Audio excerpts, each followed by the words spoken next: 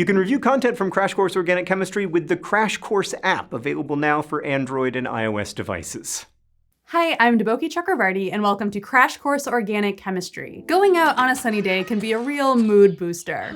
But those lovely rays of ultraviolet light can cause some potentially harmful reactions with our DNA. Of the 4 DNA bases, thymine and cytosine are classified as pyrimidines. When they're hit by UV light, the double bonds in 2 adjacent pyrimidines can react to form a ring structure.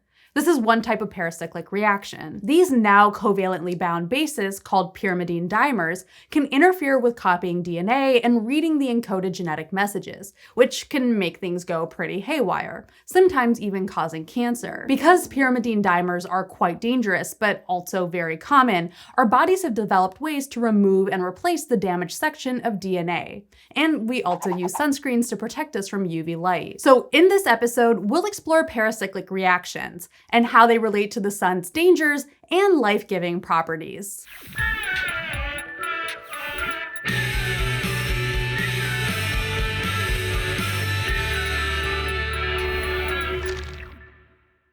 There are quite a few paracyclic reactions across organic chemistry, where overlap of molecular orbitals causes single and double bonds to break and form simultaneously in a concerted reaction.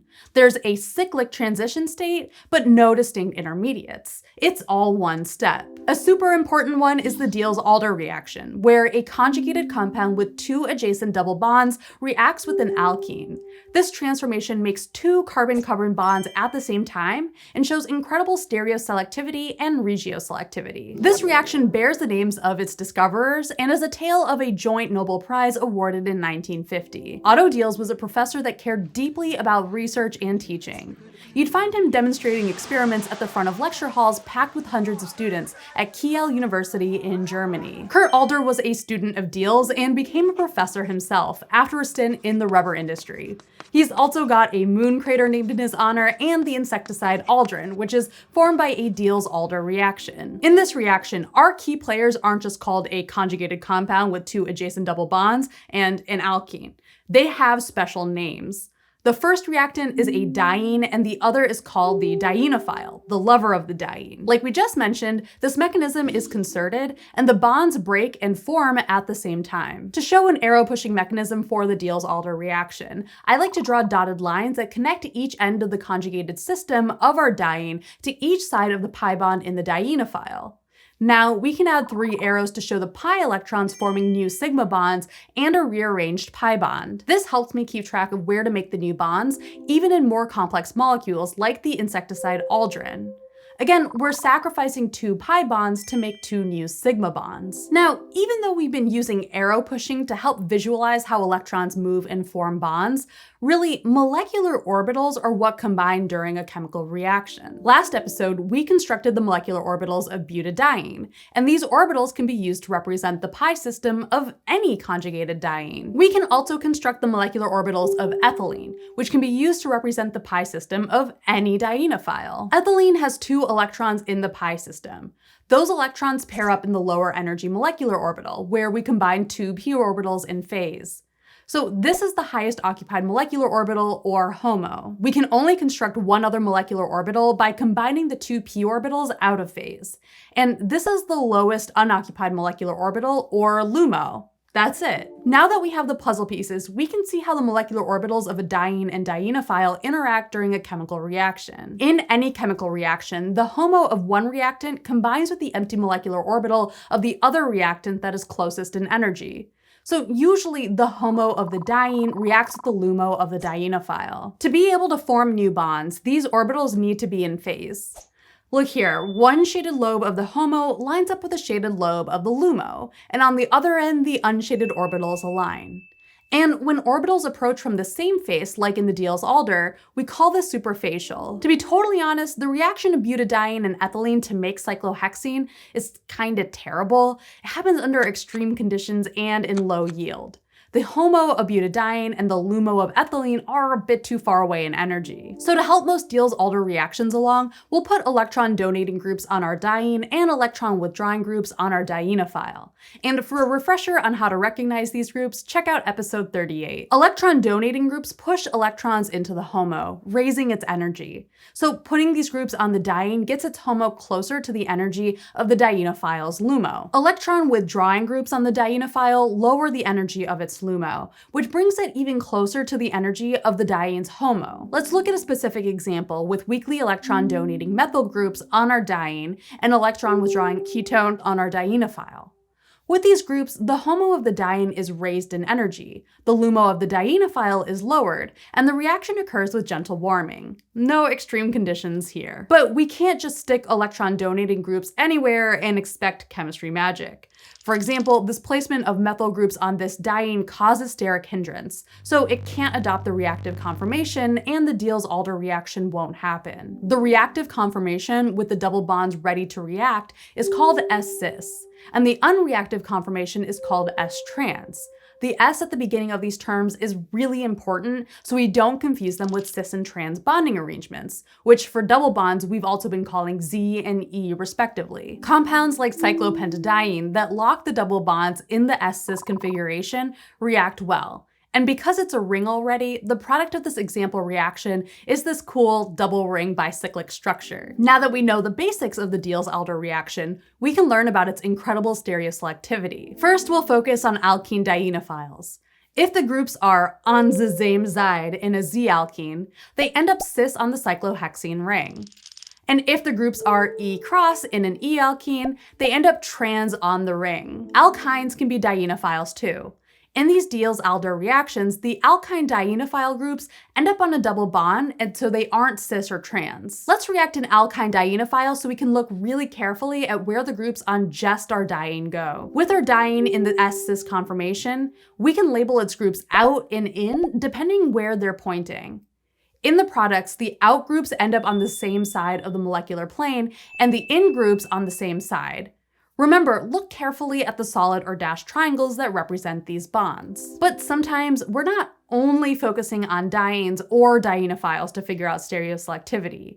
We may see situations where both the diene and dienophile have groups that wind up on chiral carbons in the product. With the Z-alkene dienophile, for example, we know our carboxylic acids will end up on the same side, and we know this diene has two out groups that will end up on the same side.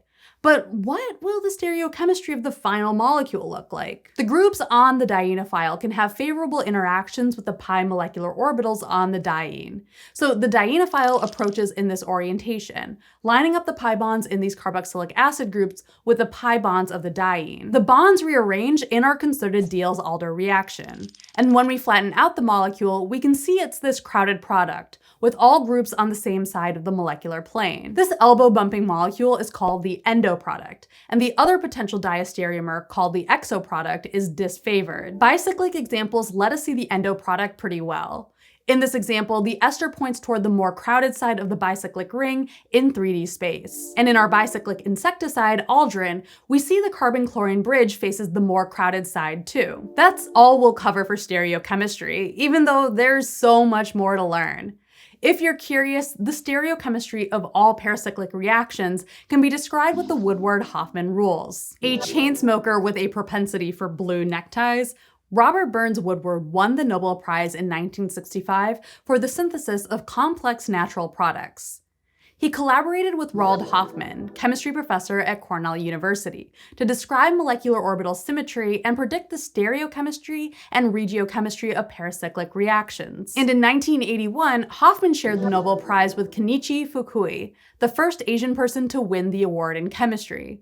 Their understanding of the influence of molecular orbitals on chemical reactions was a huge contribution to the field. Now, we still have to talk about Diels-Alder reaction regiochemistry.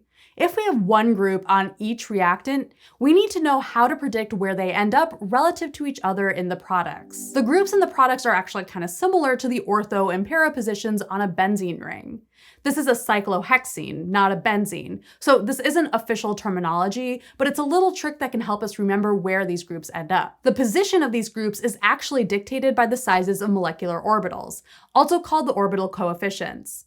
We don't have time for that deep of a dive in this episode, but we've put extra references in the video description. We've been talking about the Diels-Alder reaction this whole time, but it's just one example of a cycloaddition, a type of ring-forming reaction where two new bonds form simultaneously. Cycloadditions are classified by counting the number of carbons in the pi system in each reactant. So the Diels-Alder is a 4+2 cycloaddition. The pyrimidine dimers we saw at the beginning of the episode are a 2+2 cycloaddition, and we can draw arrows for the mechanism like this. But looking at the molecular orbitals, wait a second. The HOMO of one ethylene molecule doesn't line up with the LUMO of the other. This isn't suprafacial like the Diels-Alder reaction, because one of the two pairs of orbitals doesn't line up. In fact, the antarafacial, or opposite face approach that would be required because of the not in phaseness, won't let us form new bonds. The rigid double bonds don't let our ethylene molecule reach the opposite face. So what do? Don't forget, we have another key ingredient, sunlight. Just like with UV-Vis spectroscopy, the UV light excites an electron in one reactant to the next energy level, so it has a new HOMO. You can review this in episode 41. Let's try lining up our orbitals for the 2+2 cycloaddition again. They're in phase and superfacial now. So with UV light, 2+2 cycloaddition can occur. So we say that the photochemical reaction is allowed. However, if we add a different special ingredient, heat, the reaction doesn't happen. So we say the thermal reaction is forbidden in the cycloaddition world. There are 4 major types of paracyclic reactions. And besides the cycloaddition we just learned, 2 more happen thanks to the sun interacting with our bodies. One of the many reasons we need sunlight to survive is because a paracyclic reaction occurs in our skin during the synthesis of vitamin D3. In the first step, a paracyclic reaction called an electrocyclic ring opening causes the bond in a cholesterol derivative to break. Then, without the help of sunlight, so no new HOMO is needed, we get another paracyclic reaction called a sigmatropic rearrangement, where pi and sigma bonds both rearrange. In this reaction, a hydrogen atom also gets moved to another part of the chain. Just looking at these reactions, we can see that they're complicated, and that's okay. These two and the Alder-Ene paracyclic reactions are taught in advanced organic chemistry courses. Even though this series is trying to cover the basics, there's always more chemistry involving sunlight or not to learn. In this episode, we saw the Diels-Alder reaction is a 4+2 cycloaddition that gives very specific stereochemistry and regiochemistry because of molecular orbital interactions. Molecular orbitals need to be in phase to react, and sunlight can cause damage to our DNA, but is also essential for other human biological processes, all because of paracyclic reactions. Next episode, we'll learn about the chemistry of carbon nucleophiles made from carbonyl compounds, as we begin to explore enols and enolates. Until then, thanks for watching this episode of Crash Course Organic Chemistry. If you want to help keep all Crash Course free for everybody forever, you can join our community on Patreon.